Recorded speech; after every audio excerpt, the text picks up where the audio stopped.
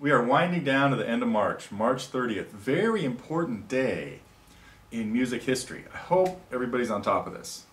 Eric Clapton, 65 years old today. Gotta wish him the best, folks. He is one of the most influential and phenomenal guitar players to ever walk this earth. So he has just been a great, the world.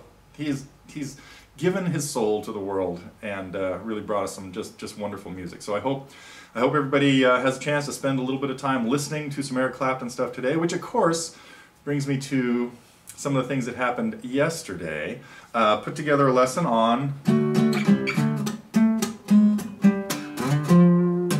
a few different ways of playing Sunshine Your Love. A fairly simple way using power chords, and a little more complicated way, a little bit more the way Eric played it. So it's a really fun thing to do. Almost, you know, can be a campfire song or could be a just very elaborate band song. So anyway, that was one of the big things happening here yesterday. Hope you've had a chance to check it out in the Target section.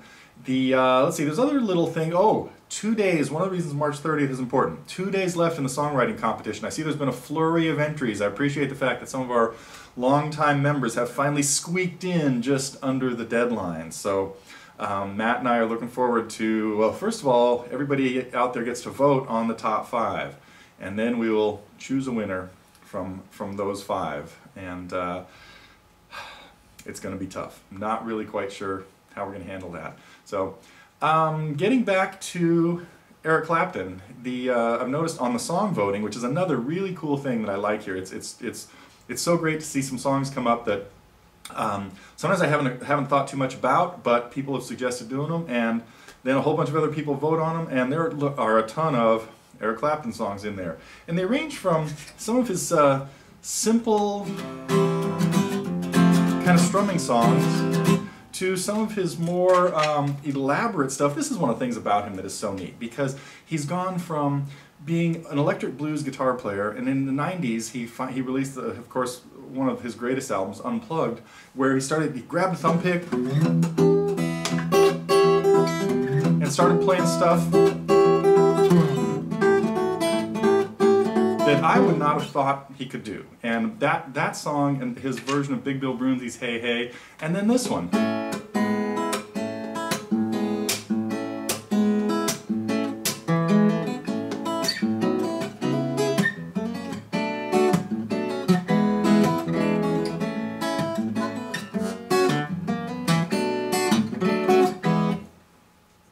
Showed a whole different side of Eric's playing and really gave me a new appreciation for him. So the man's versatility is very rare in this day and age. So hope you get a chance to check out some of those, and we're going to be doing a few other things this week to kind of honor this great influence on all of ours. He's one of the few people, actually he's the only person who is in the Rock and Roll Hall of Fame for three things. Of course, for a couple of bands he was in, and then as a solo artist.